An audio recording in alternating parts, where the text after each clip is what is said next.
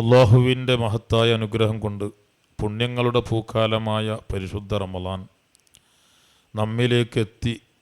അൽഹംദുലില്ലാ, 2 പത്തുകളും നമ്മിൽ നിന്ന് കഴിഞ്ഞ് നമുക്ക് ഏറ്റവും കൂടുതൽ പ്രതീക്ഷ നൽകുന്ന അവസാനത്തെ 10 അതിലാണ് നാം ഉള്ളത്.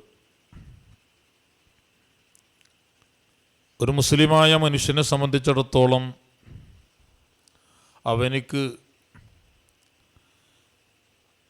അല്ലാഹു സുബ്ഹാനഹു വ തആല ചെയ്തു തന്ന അനുഗ്രഹങ്ങളിൽ നിന്ന് ഏറ്റവും വലിയ അനുഗ്രഹമാണ് അവരെ അല്ലെങ്കിൽ നമ്മെ മുസ്ലിമീങ്ങളാക്കി എന്നത്. അതിനോളം ഒരു അനുഗ്രഹം അല്ലാഹു ഒരു മുസ്ലിമിന് ചെയ്തിട്ടില്ല.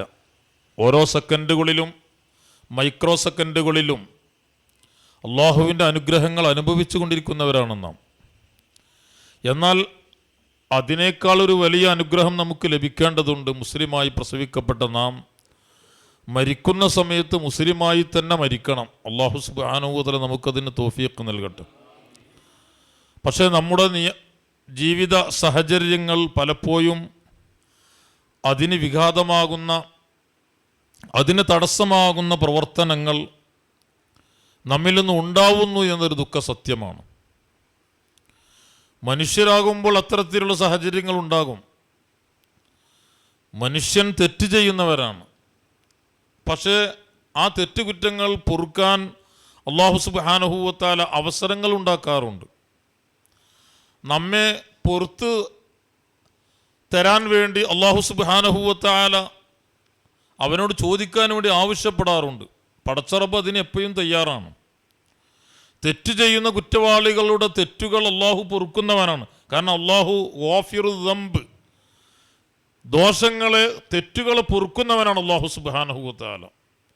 അത് എത്ര ചെയ്താലും പൂർണ്ണമായ തൗബയാണെങ്കിൽ, ഖേദമാണെങ്കിൽ അത് പൊറുക്കും.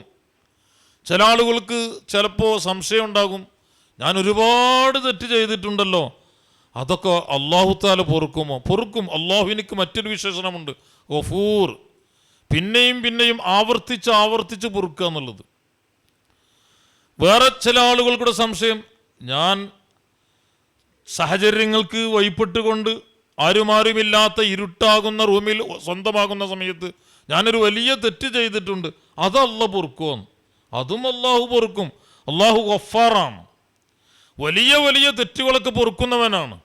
എന്തിനധികം 99 ആളുകളെ കൊന്ന് ഒരാളെ കൂടി കൊന്നുകൊണ്ട് ടാർജറ്റ് പൂർത്തിയാക്കി 100 പൂർത്തിയാക്കിയ വ്യക്തിക്ക് വരെ അല്ലാഹു സുബ്ഹാനഹു വ തആല പുറത്തു കൊടുത്തു എന്നതാണ് മുത്ത് മുഹമ്മദ് മുസ്തഫ സല്ലല്ലാഹു അലൈഹി വസല്ലം തങ്ങൾ പഠിപ്പിക്കുന്നത്. ഇനി ഇതിനേക്കാൾ ഒരു വലിയ തെറ്റ് എന്താണുള്ളത്? ഇനി ഒന്നുകൂടി പറഞ്ഞാൽ, മഹാനായ കലീമുല്ലാഹി മൂസ നബി അലൈഹി സ്വലാത്തു വസ്സലാം, മൂസാ നബി അലൈഹി സ്വലാത്തു വസ്സലാമിനെ ഒരിക്കൽ ഇബ്ലീസ് കണ്ടുമുട്ടി. ഇബ്ലീസാണെന്ന് മൂസാ നബി അലൈഹി സ്വലാത്തു വസ്സലാമിനക്ക് അറിയില്ല. ഏതൊരു അപരിചിത പരിചയമില്ലാത്ത ഒരാളാണ് കാണുന്നത്. ആ മൂസാ നബി അലൈഹി സ്വലാത്തു വസ്സലാമിനെ കണ്ട പടം, മൂസാ നബീനെ ഇബ്ലീസിനെ പരിചയമുണ്ട്. ഓൻ ഭയങ്കര വിവരമുള്ള ആളല്ല, എല്ലാം അറിയല്ലോ, എല്ലാ നിലക്കുള്ള പാണ്ഡിത്യമുണ്ട്. അപ്പൊ കണ്ടപാടെ മൂസാ നബി അലൈഹി സ്വലാത്തു വസ്സലാമിനെ, അൻതല്ലദി ഇസ്തഫാക ബിരിസാലത്തി വകല്ലമക തകലീമൻ, നിങ്ങൾ ഈ റിസാലത്ത് കൊണ്ട് തിരഞ്ഞെടുക്കപ്പെട്ട റസൂൽ എന്ന് പറയപ്പെടുന്ന ആള് നിങ്ങളല്ലേ? അതേപോലെ തന്നെ അല്ലാഹു സുബ്ഹാനഹു വ തആലയോട് നേരിട്ട് സംസാരിച്ച് കലീമുല്ലാഹ് എന്ന വിശേഷണ റഹനായ ആൾ നിങ്ങളല്ലേ? മൂസാ നബിനെ വല്ലാതെ ഇങ്ങനെ പൊന്തിച്ചാൻ തുടങ്ങി.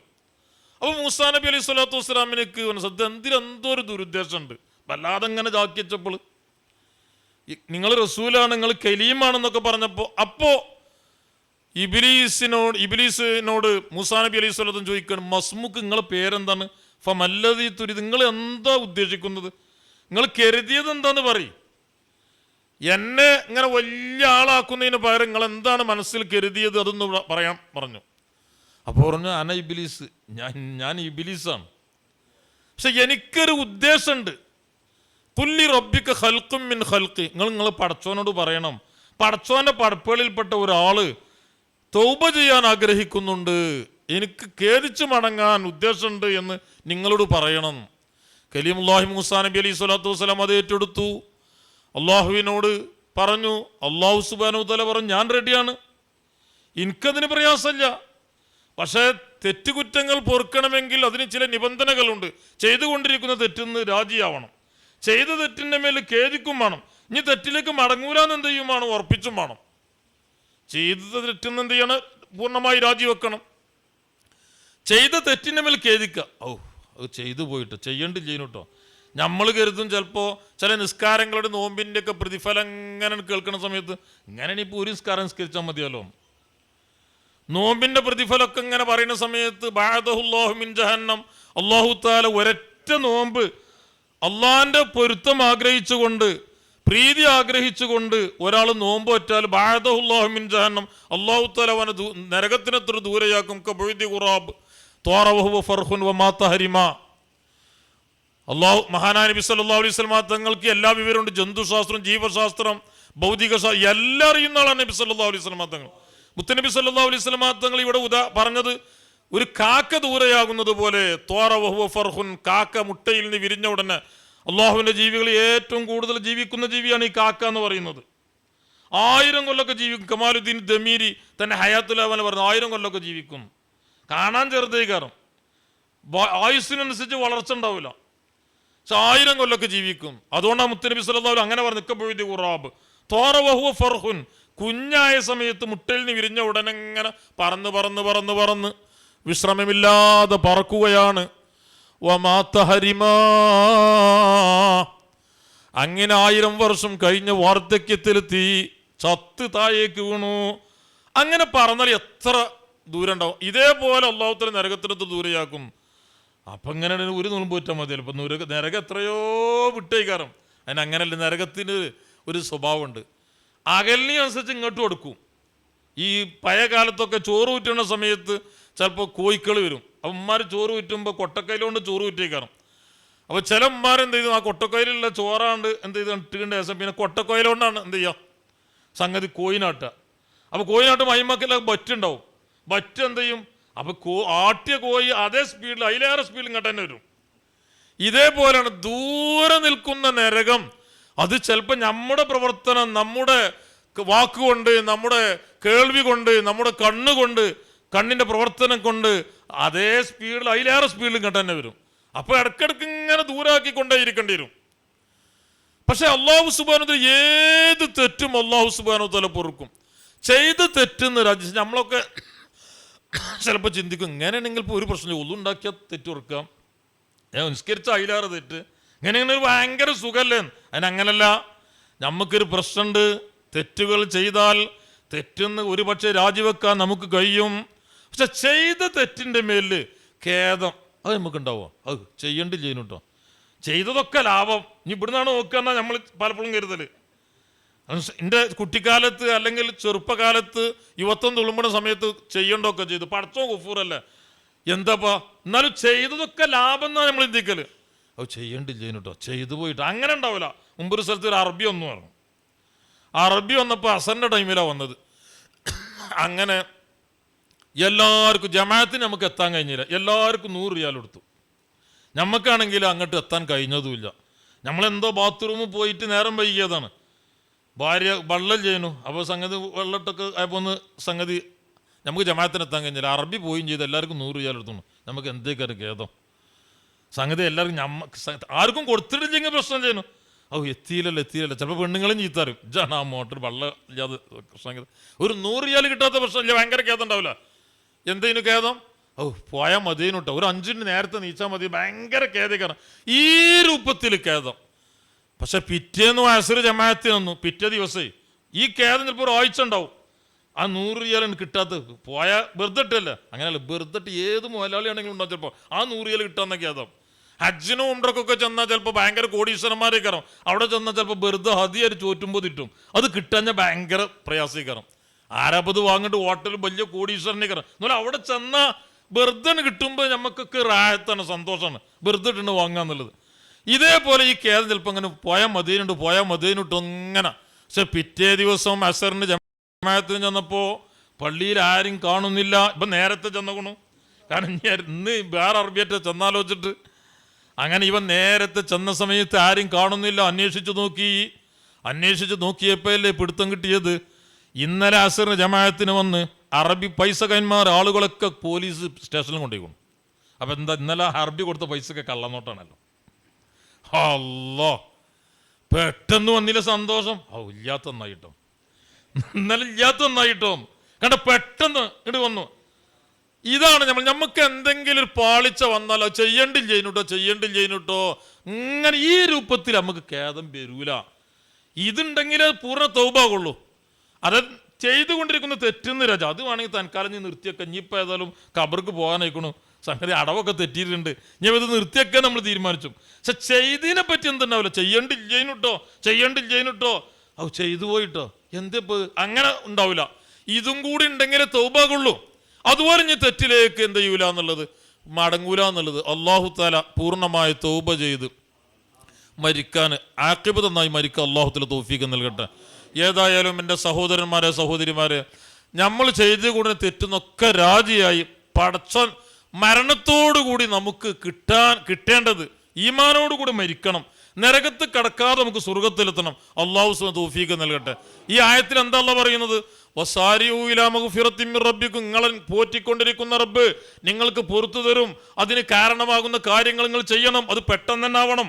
എന്നാൽ നിങ്ങൾ കിട്ടാൻ പോകുന്നത് ജന്നത്തിൻ അർളുഹസ്സമാവാത്തു വൽ അർളു, ആകാശഭൂമിയുടെ വിശാലതയുള്ള സ്വർഗ്ഗാണ്. സ്വർഗത്തിന്റെ വീതി ആകാശഭൂമിന്റെ വിശാലതയാണ്. അപ്പൊ നീളം എത്രയായിരിക്കും?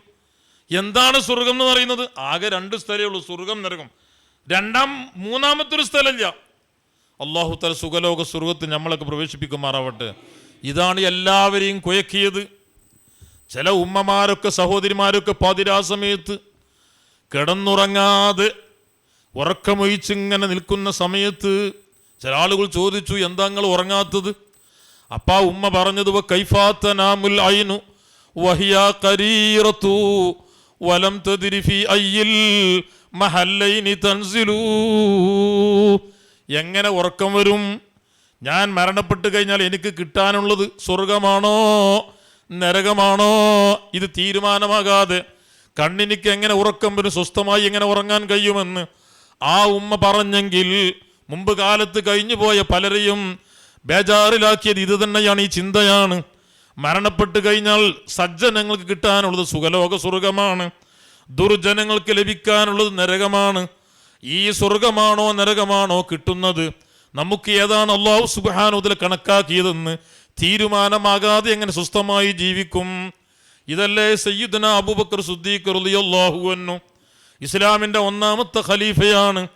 മഹാനായ സിദ്ദീഖ് റളിയല്ലാഹു അൻഹു എപ്പോഴും കരയാറുണ്ടായിരുന്നു. ഫീ ഖദ്ദി സിദ്ദീഖിൻ മിനൽ ഖുലഫാഇ ഖത്താനി അസ്വദാനി മിൻ ബുകായി. സിദ്ദീഖ് റളിയല്ലാഹു അൻഹു കവളത്തിലൂടെ 2 വരയുണ്ടായിരുന്നു. എന്തിന്റെ പേരിൽ? കരഞ്ഞ് കരഞ്ഞ് എപ്പോഴും കരച്ചിലാണ്. അപ്പയല്ലേ കവളത്തിലൂടെ 2 വരയുണ്ടാകുന്നത്. എല്ലാ സമയത്തും കരയലാണ്. പലപ്പോഴും പറയുന്നൊരു വാക്കുണ്ട്, അൽ മൗത്ത് ബാബും വ കുല്ലുന്നാസി ദാഖിലുഹു യാ ലൈത ശിഅരിയ ബഅദൽ മൗതി മദ്ദാറു. മരണമെന്നത് ഒരു കവാടമാണ്, സത്യമായ കവാടമാണ്. എല്ലാ ആളുകളും അതിലൂടെ കടക്കേണ്ടി വരും, അത് കാര്യം ഉറപ്പാണ്. പക്ഷെ എന്നെ ബേജാറാക്കുന്നത്, എന്നെ വിഷമിപ്പിക്കുന്നത് യാ ലൈത ശിഅരിയ ബഅദൽ മൗതി മദ്ദാറു. മരണശേഷം എനിക്ക് കിടക്കാനുള്ളത്, എനിക്ക് കടക്കേണ്ടത് സ്വർഗമാണോ നരകമാണോ എന്ന് എനിക്കറിയില്ല, അതാണ് എന്നെ വിഷമിപ്പിക്കുന്നത് എന്ന് പലപ്പോഴും പറഞ്ഞുകൊണ്ട് കരയുന്ന സിദ്ദീഖ് റളിയല്ലാഹു അൻഹു. ഒരു സമയത്ത് ഉമർ ഇബ്നുൽ ഖത്താബ് റളിയല്ലാഹു അൻഹു ഇത് വല്ലാതെ അങ്ങനെ കേട്ടപ്പോൾ, ചില ആൾക്കാർക്ക് തസൗഫിന് കൂടുമല്ലോ, എപ്പോഴും തന്നെ പറച്ചില്, പടച്ചോനെ മരിച്ചീനെ ദിവസം എന്താണ് സ്വർഗാണോ നരകാണോ? അപ്പൊ മഹാനായ ഉമർ ഇബ്നുൽ ഖത്താബ് റളിയല്ലാഹു അൻഹു കൊടുത്തൊരു മറുപടിയുണ്ട്, നിങ്ങൾ വിഷമിക്കണ്ട, ഞാൻ പറഞ്ഞു തരാം. അദ്ദാറു ദാറു നഈമിൻ ഇൻ അമിൽത ബിമാ യുർദിൽ ഇലാഹ വ ഇൻ ഖാലഫ്ത ഫന്നറു. സ്വർഗാണോ നരകാണോ എന്നല്ലേ? അദ്ദാറു ദാറു നഈം, സ്വർഗം തന്നെ ലഭിക്കും. പക്ഷെ എന്താണ് പ്രശ്നം? അദ്ദാറു ദാറു നഈമിൻ ഇൻ അമിൽത ബിമാ യുർദിൽ ഇലാഹ വ ഇൻ ഖാലഫ്ത ഫന്നറു. പടച്ചറബിനെ തൃപ്തിപ്പെടുത്തുന്ന കാര്യങ്ങളാണോ ജീവിതത്തിൽ ചെയ്യുന്നതെങ്കിൽ, സൽക്കർമ്മങ്ങളാണോ ചെയ്യുന്നതെങ്കിൽ നിങ്ങൾക്ക് കിട്ടാനുള്ളത് സ്വർഗമാണ്. വഇൻ ഖാലഫ്ത ഫന്നാറൂ, പടച്ചറബിനിക്ക് എതിരാണോ നിങ്ങൾ ചെയ്യുന്നതെങ്കിൽ നരകം തന്നെ, വിഷമിക്കണ്ട. മഹാനായ സയ്യിദുനാ ഉമർ ഇബ്നുൽ ഖത്താബ് റളിയല്ലാഹു അൻഹു. അവൻ നല്ല നല്ല കാര്യങ്ങളാണോ ചെയ്യുന്നതെങ്കിൽ, അല്ല ജീവിതത്തിൽ വല്ലപ്പോഴും സാഹചര്യങ്ങൾക്ക് വഴിപ്പെട്ടുകൊണ്ട് തെറ്റുകുറ്റങ്ങൾ ചെയ്തു പോയാൽ പടച്ചറബിന്റെ മുമ്പിൽ തൗബ ചെയ്ത് കരഞ്ഞുകൊണ്ട് പൂർണ്ണമായ തൗബ ചെയ്യാൻ കഴിഞ്ഞാൽ നമുക്ക് സ്വർഗമാണ് ലഭിക്കുന്നത്. അർഹമുർ റഹീമായ റബ്ബ് നമുക്കതിന് തൗഫീക്ക് നൽകട്ടെ. ഞാൻ ഇടയ്ക്കൊന്ന് ഓർമ്മപ്പെടുത്തുകയാണ്, ഉമ്മമാരുണ്ടല്ലോ നമ്മുടെ സദസ്സിൽ, നാളെ നമ്മുടെ ബദരീങ്ങളെ പരിപാടി നടക്കുകയാണ്. അല്ലാഹു സുബ്ഹാനഹു വതആല ബദരീങ്ങളെ കൂടെ സ്വർഗത്തിൽ സംഗമിക്കാൻ അല്ലാഹു തൗഫീക്ക് നൽകട്ടെ. എൻ്റെ സഹോദരിമാരെ, പരിശുദ്ധ റമളാൻ കഴിഞ്ഞാൽ ശവ്വാലാണ് വരുന്നത്. കുട്ടികളെ മദ്രസയിൽ ചേർക്കേണ്ട സമയമാണ്, ദർസുകളിൽ ചേർക്കേണ്ട സമയമാണ്.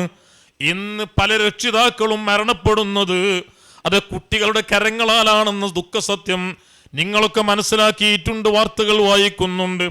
അതേ വിഷമിച്ചുകൊണ്ട് പെറ്റതായിരിക്കുന്ന പ്രസവിക്കപ്പെട്ടതായിരുന്ന കുട്ടികൾ അവരുടെ വാളിനിരയായിക്കൊണ്ടാണ്, കത്തിക്കിരയായിക്കൊണ്ടാണ് പല രക്ഷിതാക്കളും മരണപ്പെടുന്നത്. പടച്ചറബ് കാക്കട്ടെ. ഉമ്മമാരെ, രക്ഷിതാക്കളെ എനിക്ക് ഓർമ്മപ്പെടുത്താനുള്ളത്, നമ്മുടെ മക്കൾ എല്ലാ ആളുകളും അധ്വാനിക്കുന്ന സമയത്ത് പറയാറെന്താണ്? ഭയങ്കര അധ്വാനീകരം. എന്തിനാ നിങ്ങൾ ഇങ്ങനെ അധ്വാനിക്കുന്നു? നിന്റെ കുടുംബം മാറ്റേണ്ട എന്നൊരു ഓവർ ടൈം പണിയെടുത്തുകൊണ്ട് ഗൾഫ് നാടുകൾ ജോലി ചെയ്യുന്നവരുണ്ട്. അവർക്കും പറയാനുള്ളത് എൻ്റെ മക്കളെ പോറ്റണ്ടേ എന്നാണ്. മക്കളെ പോറ്റണം, പക്ഷേ മക്കളെ വളർത്തണം. ആ മക്കൾ നമുക്ക് അനുകൂലമാവണം, നമുക്ക് എതിരാവാൻ പാടില്ല. ഒന്ന് രണ്ട് കാര്യങ്ങൾ ഞാൻ ഓർമ്മപ്പെടുത്തുകയാണ്. നമ്മുടെ മക്കൾ നമുക്ക് അനുകൂലമായി കിട്ടണമെങ്കിൽ, ആത്മീയമായ രൂപത്തിൽ വളർന്നു വരണമെങ്കിൽ, നമുക്ക് സന്തോഷമുള്ള ജീവിതം അവർ നയിക്കണമെങ്കിൽ മാതാപിതാക്കൾ ശ്രദ്ധിക്കേണ്ട ഒന്നാമത്തെ കാര്യം, അവർക്ക് വേണ്ടി ദുആ ചെയ്യണം. എപ്പോഴും ദുആ ചെയ്യണം. വല്ലദീന യഖൂലൂന റബ്ബനാ ഹബ് ലനാ മിൻ അസ്വാജിനാ വദുർരിയാതിനാ ഖുർറത അയ്യുനിൻ വജഅൽനാ ലിൽ മുത്തഖീന ഇമാമാ. നല്ല ആളുകൾ ആരാണ്? എപ്പോഴും മക്കൾക്ക് വേണ്ടി എൻ്റെ കുട്ടീനൊന്ന് നന്നായി കിട്ടണം, എൻ്റെ മക്കളെ നന്നാക്കണേ എന്ന് 5 വക്ത് നിസ്കാരങ്ങൾക്ക് ശേഷം ദുആ ചെയ്യുന്നവരാണ്. അതേ എപ്പോഴാണ് ദുആ ചെയ്യുന്നതെങ്കിൽ ആഖിബത്ത് നന്നാവാൻ വേണ്ടി ദുആ ചെയ്യുന്നതിന് പുറമെ മക്കൾ നന്നാവാൻ വേണ്ടി ദുആ ചെയ്യണം. ഉസ്താദുമാരെ കൊണ്ട് ദുആ ചെയ്യിപ്പിക്കണം, സാദാത്തുക്കളെ കൊണ്ട് ദുആ ചെയ്യിപ്പിക്കണം.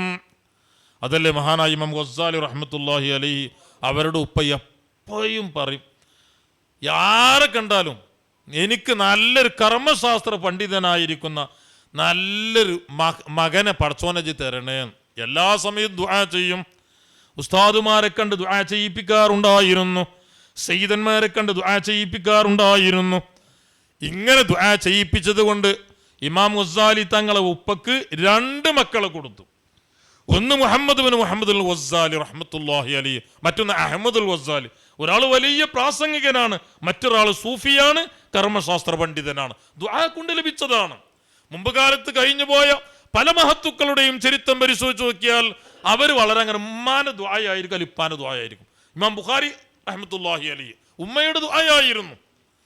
നല്ല രൂപത്തിൽ വളരാൻ, നാം തൃപ്തിപ്പെടുന്ന രൂപത്തിൽ നമുക്ക് ആഖിറത്തിൽ ഉപകരിക്കാൻ എപ്പോഴും മക്കൾക്ക് വേണ്ടി ദുആ ചെയ്തുകൊണ്ടേയിരിക്കണം. ബാപ്പ രക്ഷിതാക്കൾ ഗൾഫിലാണെങ്കിലും അവരുടെ നിയന്ത്രണം ഗൾഫിലാണെങ്കിലും യഥാർത്ഥത്തിൽ അവർ തന്നെയാണ് ഏറ്റെടുക്കേണ്ടത്. അതിനു വേണ്ടുന്ന നസീഹത്തുകൾ ഭാര്യമാർക്ക് കൈമാറിക്കൊണ്ടേയിരിക്കണം. ഞാനൊരു കാര്യം ഓർമ്മപ്പെടുത്തുന്നു, മഹാനായിരിക്കുന്ന ഫറൂഖ് റളിയല്ലാഹു അൻഹു ഭാര്യ ഗർഭിണിയായ സമയത്ത് ഒരിക്കലൊരു യാത്ര പോകുന്ന സമയത്ത് ഭാര്യനോട് പറഞ്ഞു, നിങ്ങൾ ഗർഭമുണ്ട്, ഏതായാലും എനിക്കൊരു യാത്ര പോവാനുണ്ട്, വലിയ നീണ്ട യാത്രയാണ്. ഒരു 30,000 ദിർഹം ഭാര്യൻ്റെ അടുത്ത് കൊടുത്തിട്ട് പറഞ്ഞു, ഫറൂഖ് റളിയല്ലാഹു അൻഹു പറഞ്ഞു, നിനക്ക് കുട്ടിയുണ്ടായ ഉടനെ ഈ കുട്ടിയെ നല്ല രൂപത്തിൽ വളർത്തണം, നല്ല വിജ്ഞാനം കൊടുക്കണം, എല്ലാം ഞാൻ ഇന്നെ ഏൽപ്പിക്കുന്നു എന്ന് പറഞ്ഞുകൊണ്ട് ഫറൂഖ് യാത്ര പോയി. 1 വർഷമല്ല 2 വർഷമല്ല, നീണ്ട യാത്രയാണ്. 27 വർഷം കഴിഞ്ഞതിന് ശേഷമാണ് ഫറൂഖ് റളിയല്ലാഹു അൻഹു ഇബ്നു ഖല്ലിക്കാൻ തന്റെ വഫയാത്തുൽ അയ്യാൻ രേഖപ്പെടുത്തുന്നുണ്ട്. ഈ സംഭവം 27 വർഷം കഴിഞ്ഞതിന് ശേഷം വീട്ടിലേക്ക് തിരിച്ചു വരുന്നു. 1-2 വർഷങ്ങളല്ല, 27 വർഷം കഴിഞ്ഞിട്ടാണ്. അങ്ങനെ വീട്ടിലേക്ക് തിരിച്ചു വരുന്ന കുതിരപ്പുറത്താണ് വരുന്നത്. യാത്രയുടെ എല്ലാ സജ്ജീകരണങ്ങളും ഉണ്ട്. വീടിൻ്റെ മുറ്റത്ത് വണ്ടി നിർത്തിയിട്ട് വാതിൽക്കൽ മുട്ടി തൻ്റെ വീട്ടിലേക്കാണല്ലോ വരുന്നത്. കുറെ മുട്ടിയപ്പോൾ അതാ വാതിൽ തുറക്കുന്നൊരു ചെറുപ്പക്കാരൻ അറിയില്ല വന്നതാരാണ്. വാതിൽ തുറന്നപ്പോൾ ചെറുപ്പക്കാരൻ ഈ മനുഷ്യനെ തടഞ്ഞു. ഫറൂഖ് റളിയല്ലാഹു അൻഹു തടഞ്ഞപ്പോൾ ഫറൂഖ് പറഞ്ഞു, ഇത് എൻ്റെ വീടാണ്, എന്താണ് തടയുന്നത്? അപ്പോൾ ഈ ചെറുപ്പക്കാരൻ പറഞ്ഞു, നിങ്ങളെ വീടോ? ഏതോ ഒരാൾ വന്നിട്ട് എൻ്റെ വീടാണെന്ന് പറഞ്ഞാൽ കടക്കാൻ സമ്മതിക്കൂല എന്ന് പറഞ്ഞു. ഫറൂഖ് പറഞ്ഞു, ഞാൻ ഈ വീട്ടിലെ രക്ഷിതാവാണ്, ഞാൻ ഈ വീട്ടിലെ പിതാവാണ്. ഏത് പിതാവ്? പരിചയമില്ലല്ലോ, 27 വർഷങ്ങൾക്ക് മുമ്പ് പോയതല്ലേ. പക്ഷെ ഇവിടെയുള്ള ചെറുപ്പക്കാർ 26 വയസ്സായിട്ടുണ്ട്, അപ്പയാണ് തിരിച്ചു വരുന്നത്. ഇങ്ങനെ വല്ലാത്ത ബഹളം. കാരണം ഏതെങ്കിലും ആൾ പരമ്മ വീട്ടിനുള്ളിലുണ്ട്. സ്ത്രീകൾ വീട്ടിലേക്ക് ആരെങ്കിലും വന്നാൽ നമ്മൾ കയറ്റൂല. ബാപ്പയാണെന്ന് പറഞ്ഞാൽ കയറ്റൂല. ബാപ്പയാണെന്ന് പറഞ്ഞാലും കയറ്റൂല. അങ്ങനെ വല്ലാതെ ബഹളം ഉണ്ടാക്കിയപ്പോൾ ഭാര്യ അടുക്കളയിൽ നിന്ന് വന്നു. ഭാര്യ പറഞ്ഞു, ഒച്ചപ്പാടുണ്ടാക്കണ്ട, അത് സംഗതി എൻ്റെ ഭർത്താവാണ്, മോനെ അത് നിന്റെ വാപ്പയാണ്. അല്ല, ഇതാണ് പറഞ്ഞ പാട്. മകന് യതീമായി വളർന്ന മകനാണ്, 26 വയസ്സായിട്ടുണ്ട്. ബാപ്പയാണെന്നറിഞ്ഞപ്പോൾ അതേ ഉമ്മയാണല്ലോ പറഞ്ഞത്, സ്വന്തം പിതാവാണ്, യാത്ര പോയതാണ്, വർഷങ്ങൾക്ക് മുമ്പ് യാത്ര പോയതാണ്. മദീനയിലാണ് സംഭവം നടക്കുന്നത്. വീട്ടിലെത്തിയപ്പോൾ രണ്ടുപേരും ചുംബിച്ച് ആലിംഗനം ചെയ്തു. അങ്ങനെ തുരുതുരാ ചുംബനം തന്നെ. വർഷങ്ങൾക്ക് ശേഷമാണല്ലോ കാണുന്നത്. മകനാണെങ്കിലോ തീരെ ബാപ്പയെ കണ്ടിട്ടില്ല, ബാപ്പയാണെങ്കിലോ മകനെ കണ്ടിട്ടില്ല. ഇങ്ങനെ എല്ലാം കഴിഞ്ഞതിൻ്റെ ശേഷം ബാപ്പ ഉള്ളിക്ക് പോയി, മകൻ പുറത്തേക്കും പോയി. ബാപ്പ ഭാര്യയെ കണ്ടിട്ട് ചോദിക്കാണ്, ഞാനൊരു 30,000 ദിർഹം തന്നിരുന്നല്ലോ, അതെവിടെ? അപ്പൊ പെണ്ണുങ്ങൾ പറഞ്ഞു, നിങ്ങളെ 30,000 ദിർഹം എത്ര കൊല്ലായി നിങ്ങൾ ഇവിടുന്ന് പോയിട്ട്? ഏതായാലും ഒരു യാത്ര കഴിഞ്ഞ് വന്നതല്ല. യാത്രക്കാർക്ക് ഒരു അതബുണ്ട്. യാത്ര കഴിഞ്ഞ് വന്നാൽ നേരെ വീട്ടിലേക്കല്ല വരേണ്ടത്, നേരെ പള്ളിക്കാണ് വരേണ്ടത്. നിങ്ങൾ പള്ളിയിൽ പോയി 2 റക്അത്ത് നിസ്കരിച്ചിട്ടൊക്കെ നല്ല കുളിച്ചൊക്കെ ഫ്രഷായി ഇങ്ങോട്ട് വരികയായിരുന്നു. മഹാനായ ഫറൂഖ് റളിയല്ലാഹു അൻഹു നേരെ പള്ളിയിലേക്ക് ചെന്നു. മദീന പള്ളിയിലേക്ക്, മസ്ജിദ് നബവിയിലേക്ക് ചെന്നിട്ട് കുളിച്ച് ഫ്രഷായി 2 റക്അത്ത് ഉളൂ ചെയ്ത് 2 റക്അത്ത് നിസ്കരിച്ചപ്പോൾ സുബ്ഹാനല്ലാഹ്, വലിയ ദർസ് നടക്കുന്നുണ്ട് അവിടെ. മദീനത്തെ പള്ളിയിലാണ് നടക്കുന്നത്. വലിയ മജ്ലിസ് കണ്ടപ്പോൾ ആയിരക്കണക്കിന് ആളുകൾ പങ്കെടുക്കുന്ന മജ്ലിസാണ്, ദർസാണ്. വലിയ ദർസ് തന്നെ. അറിയപ്പെട്ട 4 ഇമാം അൽ-അഇമ്മത്തുൽ അർബഅ എന്ന പേരിൽ അറിയപ്പെടുന്ന 4 ഇമാമിങ്ങളിൽ പ്രമുഖനായ സയ്യിദുന മാലിക് റളിയല്ലാഹു അൻഹു അവിടെ ശിഷ്യനായി ആ മജ്ലിസിലുണ്ട്, അവിടുത്തെ സദസ്സിലുണ്ട്. മാലിക് ഇമാം, ഷാഫി ഇമാം എൻ്റെ ഉസ്താദാണ് മാലിക് ഇമാം. അഹ്മദ് ബിൻ ഹംബൽ റളിയല്ലാഹു അൻഹു ഉസ്താദിന്റെ ഉസ്താദാണ് മാലിക് ഇമാം. അല്ല, അൽ-ഇമാമുൽ ആലിം അബൂ ഹനീഫ റളിയല്ലാഹു അൻഹു വയസ്സിൽ എത്രയോ മുന്നിലാണെങ്കിലും അബൂ ഹനീഫ റളിയല്ലാഹു അൻഹു വഫാത്താകുന്നതിന്റെ വർഷങ്ങൾക്ക് മുമ്പ് ഒരു ചെറുപ്പക്കാരൻ മദീനത്തെ പള്ളിയിൽ ദർസ് നടത്തുന്നുണ്ട് എന്നറിഞ്ഞപ്പോൾ, മാലിക് ഇമാം ദർസ് നടത്തുന്നുണ്ട് എന്നറിഞ്ഞപ്പോൾ മാലിക് ഇമാമിന് ശിഷ്യത്വം സ്വീകരിക്കാൻ വേണ്ടി മദീനയിലേക്ക് യാത്ര ചെയ്തു. അതേ മാലിക് ഇമാമിന് ശിഷ്യനാവാൻ അൽ-ഇമാമുൽ ആലിം അബൂ ഹനീഫ റളിയല്ലാഹു അൻഹു എനിക്ക് ഭാഗ്യം ലഭിച്ചിട്ടുണ്ട്. പല ചരിത്രകാരന്മാരും ഈ വിഷയം രേഖപ്പെടുത്തി വെച്ചിട്ടുണ്ട്. ഞാൻ പറഞ്ഞു വരുന്ന ഈ മാലിക് ഇമാം അവിടെ ശിഷ്യനാണ്. അങ്ങനെ ഞാൻ ചെന്നു നോക്കുമ്പോൾ മുദർരിസ് ആരാണ്? നേരത്തെ ഞാനുമായി ശണ്ട കൂടിയ വ്യക്തിയില്ലേ, എൻ്റെ മകനാണെന്ന് പരിചയപ്പെടുത്തപ്പെട്ട കുട്ടിയില്ലേ, ആ കുട്ടിയാണ് അവിടുത്തെ മുദർരിസ്. 26 വയസ്സ് മാത്രമുള്ള ചെറുപ്പക്കാരനാണ് ദർസ് നടത്തുന്നത്. മാലിക് ഇമാമിനെ പോലെ വലിയ മല പോലെയുള്ള പണ്ഡിത മഹത്തുക്കളാണ് ശിഷ്യന്മാരായിട്ടുള്ളത്. ഈ ഫറൂഖ് റളിയല്ലാഹുവിന് വലിയ സന്തോഷമായി. എൻ്റെ മകനാണല്ലോ ഇത്. നേരെ വീട്ടിലേക്ക് ചെന്നു ഭാര്യയോട് പറഞ്ഞു, ഞാൻ മദീനത്തെ പള്ളിയിലേക്ക് ചെന്നപ്പോൾ ആയിരക്കണക്കിന് ആളുകൾക്ക് ദർശനം നടത്തുന്നത് നമ്മുടെ മകനാണ്. എന്തൊരു സന്തോഷം ഉണ്ടാകും. അപ്പോ ഭാര്യ ചോദിച്ചു, ഭാര്യ പറഞ്ഞു, ഞാൻ നിങ്ങൾ തന്ന 30,000 ദിർഹം നഷ്ടപ്പെടുത്തിയിട്ടുണ്ടോ? ഇല്ല, നഷ്ടപ്പെടുത്തിയിട്ടില്ല. പൂർണ്ണമായി ബോധ്യപ്പെടുകയാണ്. എന്തേ കാരണം? ബാപ്പയുടെ അഭാവമുണ്ടെങ്കിലും, ബാപ്പ നാട്ടിലില്ലെങ്കിലും, ബാപ്പയെ കണ്ടിട്ടില്ലെങ്കിലും ഈ മകൻ ഈ രൂപത്തിലാവാൻ പ്രവർത്തിച്ചത് തൻ്റെ ഉമ്മയാണ്. ആരാണ്? ചെറുപ്പക്കാരൻ മഹാനായ റബീഅത്തുർ റഈ റളിയല്ലാഹു അൻഹു. ഇതുപോലെ തന്നെയല്ലേ സഹോദരിമാരെ, സഹോദരന്മാരെ, സയ്യിദുനാ ഈസ നബി അലൈഹി സ്വലാത്തു വസ്സലാം ദുനിയാവിലും ആനുകൂല്യങ്ങളുണ്ട്, ആഖിറത്തിൽ ചെന്നാലും മക്കൾ നന്നായി കഴിഞ്ഞാൽ നമുക്ക് വലിയ ആനുകൂല്യങ്ങളുണ്ട്. കേടുവന്നാൽ ബാപ്പക്കെതിരെ ഉമ്മക്കെതിരെ നമ്മുടെ മക്കൾ സാക്ഷി നിൽക്കുമെന്ന് പരിശുദ്ധ ഖുർആൻ വ്യക്തമാക്കിയിട്ടുണ്ട്. മഹാനായ സയ്യിദുനാ ഈസ നബി അലൈഹി സ്വലാത്തു വസ്സലാം ഒരു മഖ്ബറയിലൂടെ നടന്നു പോവുകയാണ്. അപ്പോൾ ഒരു ഖബർസ്ഥാനിയിൽ ഒരാളെ ഖബറിന്റെ ഉള്ളിൽ നിന്ന് ഇങ്ങനെ ശിക്ഷിക്കപ്പെട്ടുകൊണ്ടിരിക്കുകയാണ്. ഖബറിനുള്ളിൽ ഭയങ്കര ശിക്ഷ. ദിവസങ്ങൾ കഴിഞ്ഞപ്പോൾ ആ മഖ്ബറയിലൂടെ രണ്ടാമത് തിരിച്ചു വന്നപ്പോൾ സുബ്ഹാന ജല്ല ജലാലു ഒരു ഭയങ്കര അത്ഭുതം. നേരത്തെ ശിക്ഷിക്കപ്പെട്ടിരുന്ന സബാനിയാക്കളായ മലക്കൾ ഉണ്ടായിരുന്ന ഈ ഖബറിൽ ആരില്ല, റഹ്മത്തിന്റെ മലക്കുകളുണ്ട്. ഭയങ്കര സന്തുഷ്ടമായ ജീവിതം. നേരത്തെ ശിക്ഷിക്കപ്പെട്ടിരുന്ന ആളെ റഹ്മത്തിന്റെ മലക്കുകൾ നിറഞ്ഞിട്ടുണ്ട്. അപ്പൊ ഈസാ നബിക്ക് സംശയം, എന്തിപ്പോ ഇവിടെ ഖബറിൽ എത്തിയ സമയം നിസ്കരിച്ചോ, ഖബറിൽ എത്തിയ ദിവസം നോൽമ്പ് പറ്റോ, എന്തിപ്പോ ഇവിടെ ഉണ്ടായി? പടച്ചറബിനോട് ചോദിക്കുകയാണ് ഈസാ നബി അലൈഹി സ്വലാത്തു വസ്സലാം. അപ്പൊ പടച്ചറബ് പറഞ്ഞ എന്താണ്? ഈ മനുഷ്യൻ മരിക്കുന്ന സമയത്ത് ഈ മനുഷ്യന്റെ ഭാര്യ ഗർഭിണിയായിരുന്നു. അങ്ങനെ എത്രയോ തെറ്റുകൾ ചെയ്ത മനുഷ്യനാണ്, അതുകൊണ്ട് ശിക്ഷപ്പെടുകയായിരുന്നു.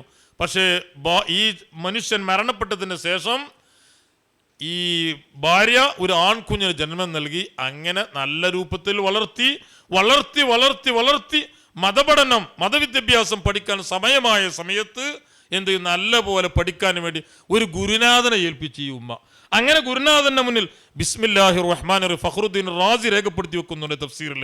ബിസ്മില്ലാഹിർ റഹ്മാനിർ റഹീം എന്ന് എൻ്റെ നാമം ഉച്ചരിച്ചുകൊണ്ട് പഠനത്തിന് തുടക്കം കുറിച്ചപ്പോൾ അതിന് കാരണക്കാരനായ ഉപ്പയെ ഖബറിന്റെ ഉള്ളിൽ ശിക്ഷിക്കുന്നത് ഞാൻ ലജ്ജിച്ചു പോയി. കാരണം കാരണക്കാരനാണ്. എന്തിപ്പോ കാരണം? സംഗതി എന്തായാലും ഉപ്പ കാരണമാണല്ലോ. സംഗതി ഇപ്പിമ്പാടെ വിചാരിച്ചിട്ടുണ്ടാവില്ല എങ്ങനെ ഒരു മോൻ ഉണ്ടാവണമെന്ന്. മോൻ ഉണ്ടാവണമെന്ന് വിചാരിച്ചിട്ടുണ്ടാവില്ല ചിലപ്പോൾ. അങ്ങനെ ചിലപ്പോൾ പെട്ടു എന്നറിയില്ല ചിലപ്പോൾ ചില ആൾക്കാർ. ഞാൻ വിചാരിച്ചിട്ട് ചെയ്യണു. എന്നാൽ ഈ രൂപത്തിലാണ് ഒരു നിലക്കും പ്രതീക്ഷിക്കാത്ത രൂപത്തിൽ ഉണ്ടായ കുട്ടിയായിരിക്കാം.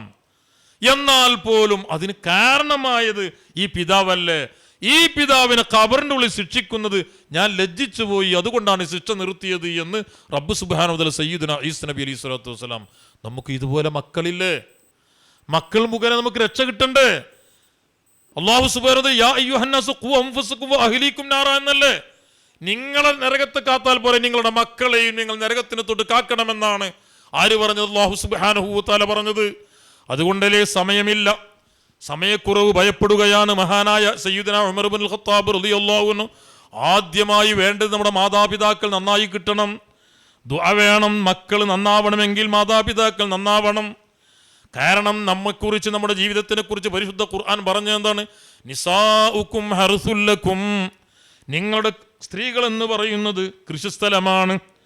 കൃഷി ചെയ്യണമെങ്കിൽ കൃഷിസ്ഥലം ശുദ്ധമായിരിക്കണം, ഇറക്കുന്ന വിത്ത് നന്നാവണം. നമ്മുടെ കൃഷിസ്ഥലം ഭാര്യമാരാണ്, ഭാര്യമാര് നന്നാവണം. നാം ഇറക്കുന്ന വിത്ത്, ഭർത്താക്കന്മാരാണല്ലോ വിത്തിറക്കുന്നത്. നല്ല വിത്തിറക്കിയാലല്ലേ അതിൽ നല്ലത് വിളവെടുക്കാൻ നമുക്ക് സാധിക്കുകയുള്ളൂ. അപ്പൊ കൃഷിസ്ഥലം നന്നാവണം, നാം ഇറക്കുന്ന വിത്ത് നന്നാവണം. ആദ്യം നമ്മൾ ശരിയാവണം. നമ്മൾ എന്ത് നിസ്കാരവും ഇല്ല, ജമാഅത്തും ഇല്ല, ഒന്നുമില്ലാതെ വെറും കുതിരകളിയാണെങ്കിൽ മക്കളും അങ്ങനെ തന്നെ ആയിരിക്കും. നമ്മളൊക്കെ അല്ലാഹു തആല നന്നാക്കി തീരുമാറാവട്ടെ. അതുകൊണ്ടാണ് ഉമർ ഇബ്നുൽ ഖത്താബ് റളിയല്ലാഹു അൻഹുവിന്റെ സദസ്സിൽ ഒരാൾ വന്നു, ഒരു വാപ്പ വന്നു. വാപ്പാന്റെ പരാതി എന്താ? റസൂലുള്ളാഹിനോട് പറയണേ, നബിയെ ഇബ്ബൻ അനുസരിക്കണില്ല. അല്ല, ഉമർ റളിയല്ലാഹു പറയണേ, ഉമർ തങ്ങളെ ഇവൻ എന്നെ അനുസരിക്കുന്നില്ല എന്ന് പറഞ്ഞപ്പോൾ ബാപ്പ മോനെ പറ്റി പറയുന്നത്. മോൻ പറഞ്ഞു ഉമർ ഇബ്നു ഖത്താബ് തങ്ങളോട് ഞാൻ അനുസരിക്കില്ല, ശരി എന്നാണ്.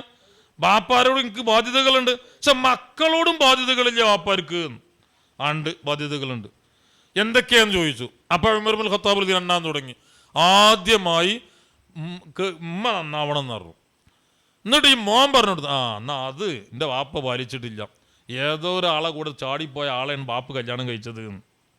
ആ വിഷയത്തിൽ ഒരു എന്ത് വരുത്തിയിട്ടില്ല, സംഗതി വരുത്തിയില്ല. അതുകൊണ്ട് ഞാൻ ഈ രൂപത്തിലായെന്ന മോൻ പറയുന്നത്. രണ്ടാമതായി മകൻ പറയുന്നത്, ഈ ഉമർ ഇബ്നുൽ ഖത്താബ് റളിയല്ലാഹു അൻഹു പറഞ്ഞത്, ഉമ്മ നന്നാവണമെന്ന് പുറമേ നല്ല പേര് നൽകണം, നല്ല പേര് നൽകണം.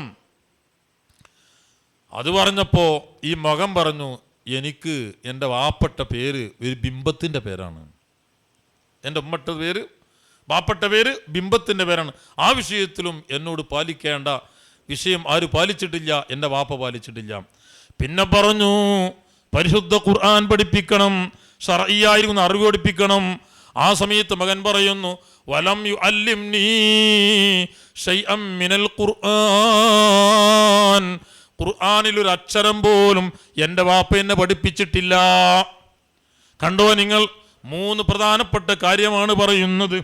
മഹാനായ സയ്യിദുനാ ഉമർ ഇബ്നുൽ ഖത്താബ് റളിയല്ലാഹു അൻഹു അതേ രാത്രിയിൽ ജനങ്ങൾ സുഷുപ്തിയിലാകുന്ന സമയത്ത്, ജനങ്ങൾ ഉറങ്ങുന്ന സമയത്ത്, ഗ്രാമഗ്രാമാന്തരങ്ങളിലും നഗരാന്തരങ്ങളിലും പാവപ്പെട്ടവനെ ശ്രദ്ധിച്ചില്ല എന്ന കംപ്ലൈന്റ് വരുമോ എന്ന് ചിന്തിച്ചുകൊണ്ട് നാട് ചുറ്റാറുള്ള സയ്യിദുനാ ഉമർ ഇബ്നുൽ ഖത്താബ് റളിയല്ലാഹു അൻഹു പലർക്കും അറിയാം.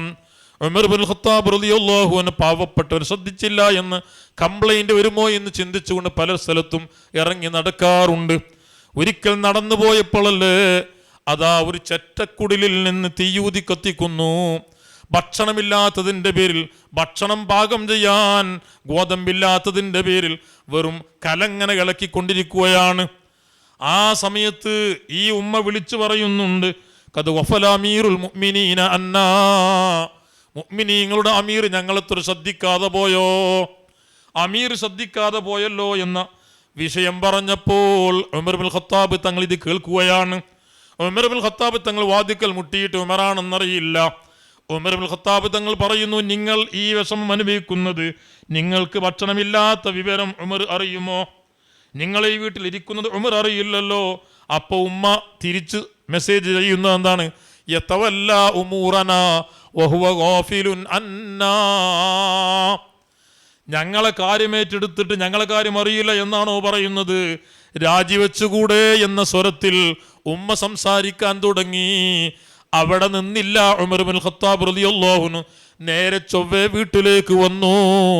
അങ്ങനെ യഥാ അല്പം ഗോതമ്പ് മാവും എണ്ണയും എടുത്തു വന്ന് അതെ ഈ പരിസരത്ത്, ഈ ചെറ്റക്കുടലിന്റെ പരിസരത്ത് കല്ല് കൊണ്ടുവന്ന് തീയൂതി കത്തിക്കുകയാണ്.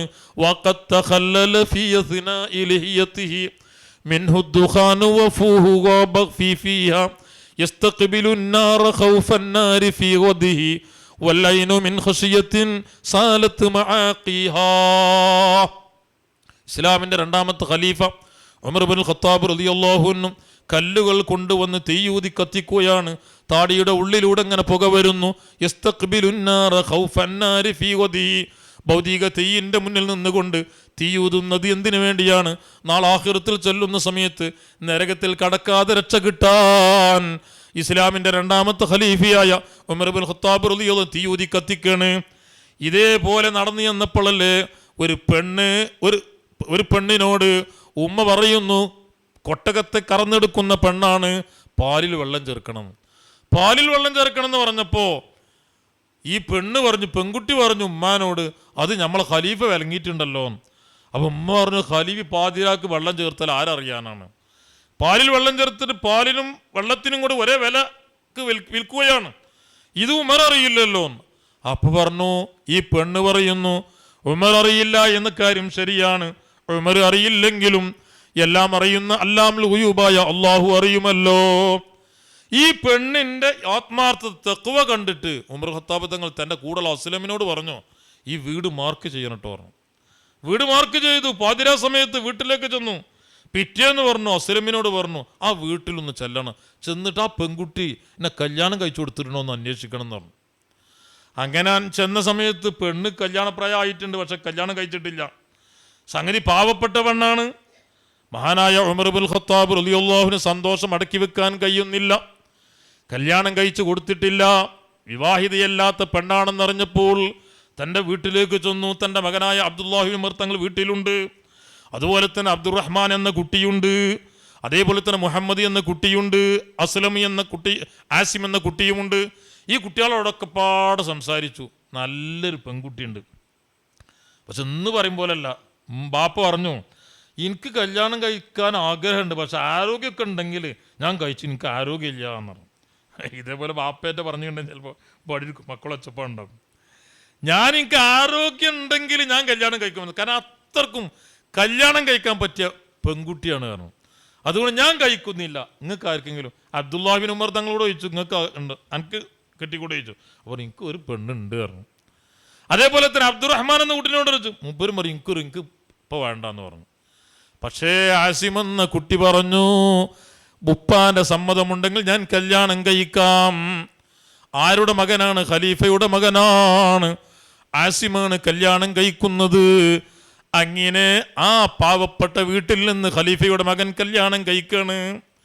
പെണ്ണിന്റെ മനസ്സ് കണ്ടതിൻ്റെ പേരിൽ, സ്വഭാവം തഖ്വ കണ്ടതിൻ്റെ പേരിൽ, അതേ ദുന്യവിയായിരിക്കുന്ന കാര്യങ്ങൾ, ദുന്യവിയായിരിക്കുന്ന ജീവിതത്തിൽ പടച്ചറബിനെ പേടിച്ചതിൻ്റെ പേരിൽ, അതേ പാലിൽ വെള്ളം ചേർക്കാൻ കൂട്ടാക്കാതിരുന്ന ഈ പെൺകുട്ടിയെ കല്യാണം കഴിക്കാൻ തീരുമാനിച്ചു. അങ്ങനെ കല്യാണം കഴിച്ചു. ആ കല്യാണത്തിൽ ആ ഭാര്യ ഭർത്താക്കന്മാർക്ക് ഉണ്ടായ ഒരു പെണ്ണുണ്ടായി. ആ പെൺകുട്ടിക്കുണ്ടായ മകനാണ് സയ്യിദുനാ ഉമർ ഇബ്നു അബ്ദുൽ അസീസ് റളിയല്ലാഹു അൻഹു. ഇസ്ലാമിൻ്റെ ഖലീഫയായ ഉമർ, രണ്ടാം ഉമർ എന്ന പേരിൽ അറിയപ്പെടുന്ന ഉമർ കണ്ടങ്ങൾ. അപ്പോൾ വിത്ത് നന്നായാൽ അതിൽ നിന്നുണ്ടാകുന്ന വിളവ് നന്നാകും. അപ്പോൾ ആദ്യം നമ്മൾ നന്നാവണം, മാതാപിതാക്കൾ നന്നാവണം, പിന്നെ അവർക്ക് വേണ്ടി നാം ദുആ ചെയ്തുകൊണ്ടേയിരിക്കണം. പടച്ചവനോട് എപ്പോഴും ദുആ ചെയ്യണം. മാത്രമല്ല പഠിക്കുന്ന സമയത്ത് അവർ ശർഈയായിരിക്കും നിൽക്കും. ഇപ്പം ഇന്ന് കേരളത്തിലെ എല്ലാ സ്ഥലത്തും, നമ്മളെ പള്ളിയിലും എല്ലായിടത്തുണ്ട്, 2 വിദ്യാഭ്യാസം പഠിക്കാൻ പറ്റിയതായിരിക്കുന്ന അവസരങ്ങളുണ്ട്. ഒന്നും മുടങ്ങൂല. പഴയ കാലത്തൊക്കെ അങ്ങനെ ഞങ്ങളൊക്കെ 6ാം ക്ലാസ് കഴിഞ്ഞിട്ടാണ് പോയതാ, സുബീസ്കരിച്ചേക്കിട്ട് പോയിക്കൊണ്ട് ഞങ്ങളൊക്കെ. പിന്നെ SLC പറഞ്ഞ് 7ാം ക്ലാസ്സും കൂടി പൂർത്തിയാക്കാൻ നിന്നിട്ടില്ല.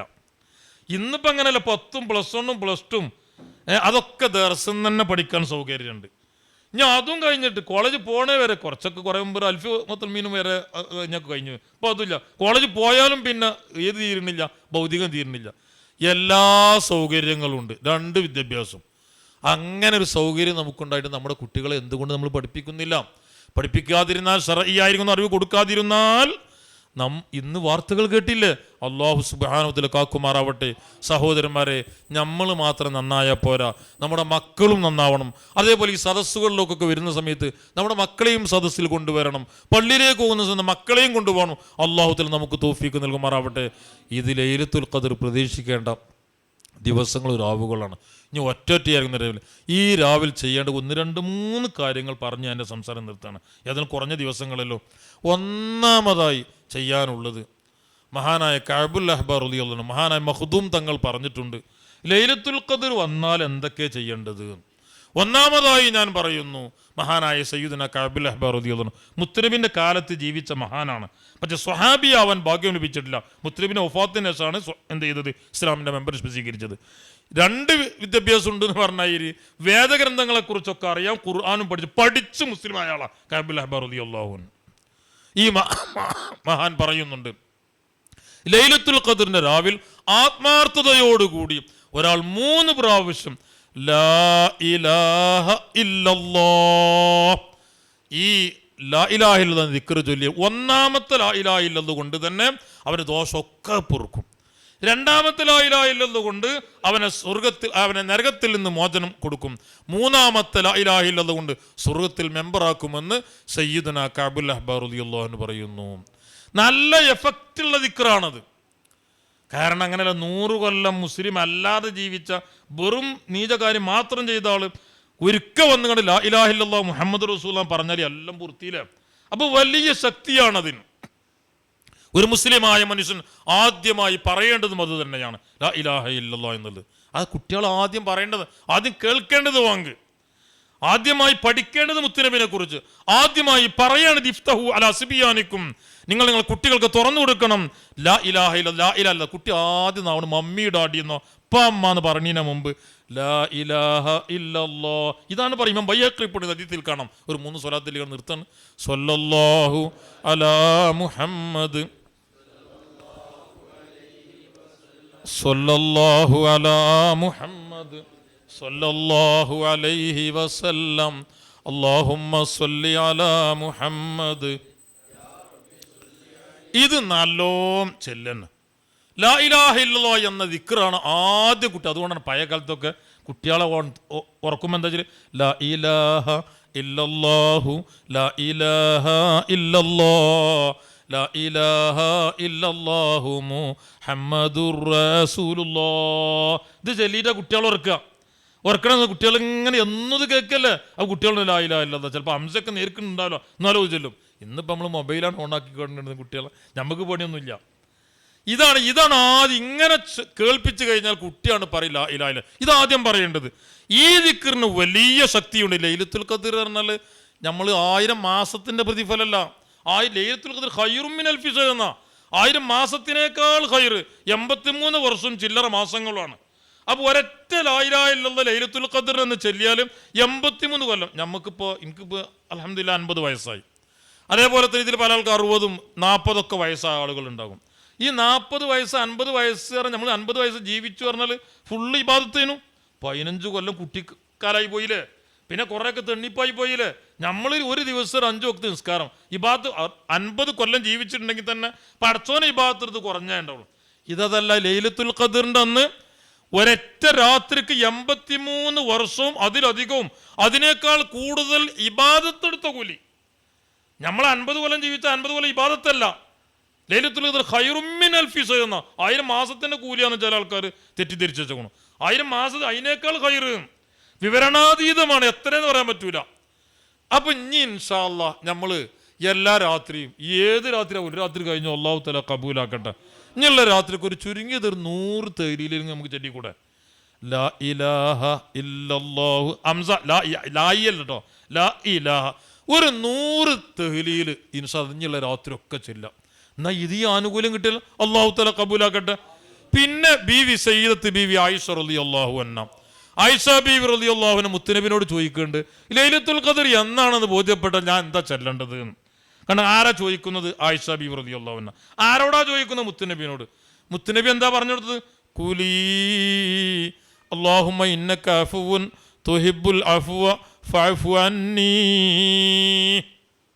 ഈ ദിക്ർ ചെല്ലണം. അപ്പൊ ഇൻഷാ അല്ലാഹ് ഒരു 33 വട്ടം, വളരെ ചുരുക്കി പിടിച്ചാണ്, ഒരു 33 അല്ലാഹുമ്മ ഇന്നക അഫുവുൻ. നമ്മൾ നിസ്കാരത്തിന് ശേഷം ചെല്ലലുണ്ട്. അതിന്റെ പുറമെ ഒരു 33 അല്ലാഹുമ്മ ഇന്നക അഫുവുൻ തുഹിബ്ബുൽ അഫ്വ ഫഅഫു അന്നീ.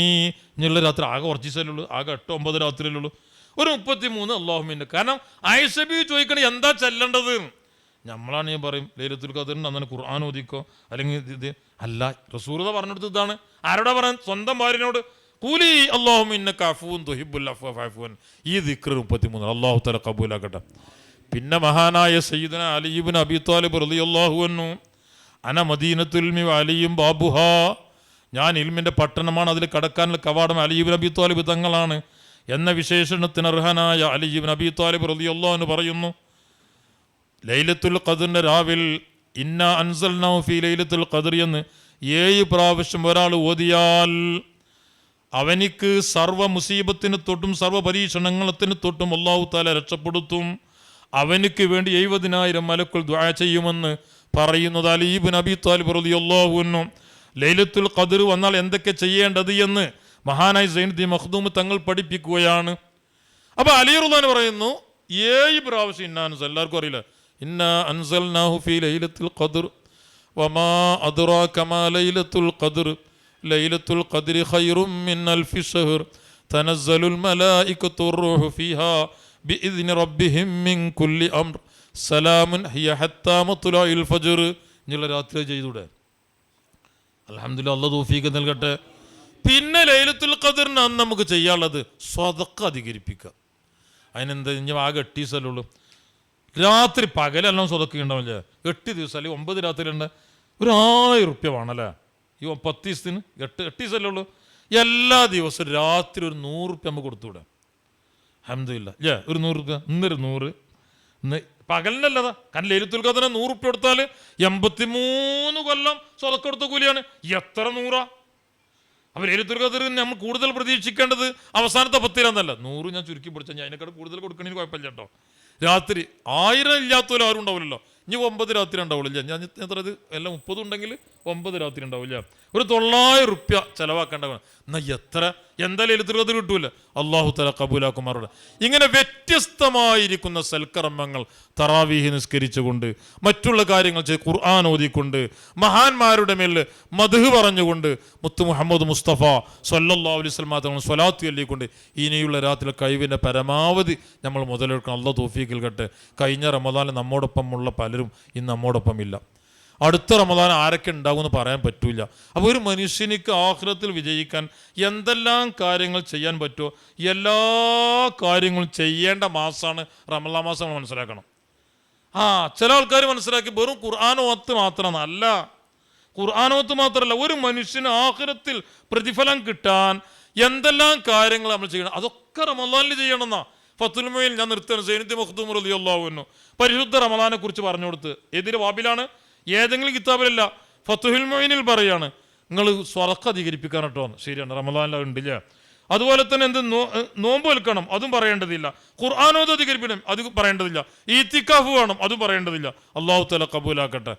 ഇതൊക്കെ കഴിഞ്ഞിട്ട് പിന്നെ പറയുന്നു തൗസിയത്തി അലൽ അയ്യാലി, ഭാര്യ മക്കൾക്ക് തൗസിയത്തിന് അധികരിപ്പിക്കണം, നല്ല ഭക്ഷണം ഉണ്ടാക്കണം. അത് റമദാനിൽ സുന്നത്ത. ഫത്തുൽ മുഈനാണ് പറയുന്നത്. വെറും ഓഫർ മാത്രം പറയുന്ന കിതാബല്ല, ആധികാരികമായി സ്വഹിയായ ഹദീസിലൂടെ കിട്ടിയ മസ്അല മാത്രമേ ഫത്തുൽ മുഈനിൽ ഉണ്ടാവുള്ളൂ. ഫത്തുൽ മുഈനിൽ പറയുന്നത് വഇക്സാറു തൗസിയത്തി അലൽ അയ്യാൽ, ഭാര്യ മക്കൾക്ക് നല്ല തൗസിയത്ത്, നല്ല ഭക്ഷണം ഉണ്ടാക്കാം. കഴിയുമല്ലോ. സാധാരണത്തിൽ വരുന്നില്ല, ഓരോരുത്തർക്കും അനുസരിച്ച് തോനുണ്ടാക്കിയിട്ട് ബാക്കിയാക്കാന്നല്ല. ചില പെണ്ണുങ്ങൾക്കൊക്കെ ചിലപ്പോൾ പൊറാട്ട ഇഷ്ടീക്കാറും. അങ്ങനെ ആണുങ്ങൾക്ക് പൊറാട്ട ഇഷ്ടമില്ലെങ്കിലും അപ്പോൾ ഇടയ്ക്ക് പൊറാട്ട ഉണ്ടാകും. ചിലവർക്ക് ആണുങ്ങൾ എനിക്ക് വേണ്ടറും. അതേപോലെ തന്നെ ചില വീട്ടിലെ പെണ്ണുങ്ങൾക്ക് മന്തി ഇഷ്ടീക്കാറും. മന്തി ഉണ്ടാക്കുക നമുക്ക് വേണമെങ്കിൽ 10 2-3 ഉണ്ടാക്കാൻ പറഞ്ഞാൽ മതി. അങ്ങനെ ഉണ്ടെങ്കിൽ അതെല്ലാം അഡ്ജസ്റ്റ് ചെയ്ത് പോയിച്ചില്ല. അതുപോലെ ചില ബിരിയാണി, ഇങ്ങനെ വ്യത്യസ്ത ഉള്ള സമ്പത്തിനനുസരിച്ച് ഇല്ല 10 പകരം സംഗതി മന്തി ആക്കിച്ചിട്ട് കുറച്ചാലും സംഗതി അതിനൊന്നും ഉണ്ടല്ല. ഇത് വളയുന്നു full happy. I am happy, you are happy, we are happy പറഞ്ഞാൽ ഫുൾ സന്തോഷമായിരിക്കണം. അപ്പോൾ അതൊരു ബർക്കത്താണ് റമദാനിൽ. അങ്ങനെ തന്നെ ഇമാം സൽമാൻ അൽ ഫാരിസി റളിയല്ലാഹു അൻഹു റിപ്പോർട്ട് ചെയ്ത നീണ്ടൊരു ഹദീസുണ്ട്, അതിൽ അങ്ങനെ തന്നെ പറയുന്നുണ്ട് തൗസിയത്ത് സുന്നത്ത്. പിന്നെ നല്ല ചൂടാണ്, പെണ്ണുങ്ങൾ ജോലി ചെയ്യേണ്ട അടുപ്പത്താണ്. അപ്പോൾ പൊതുവെ ഒരു ചൂടും പോക്കെയൊക്കെ പെണ്ണുങ്ങൾ ഉണ്ടാവും. ഇല്ല അങ്ങനത്തെ ഭയങ്കര ചൂടായി കയറും. കാരണം അടുപ്പത്തിൽ ഇത് പണിയെടുക്കണ്ട്. നമുക്കല്ല സുഖം, പള്ളിയിൽ പെരിയിൽ അഥവാ ഇനി പെരിക്ക് ചെന്നാൽ തന്നെ ബെഡ്റൂമിൽ, സ്വന്തം ബെഡ്റൂമിൽ കയറും. നല്ല സുഖം. നമുക്ക് അവിടെ കിടന്നാൽ മതി. നിങ്ങൾ 3 മണിക്ക് ഇറങ്ങണം.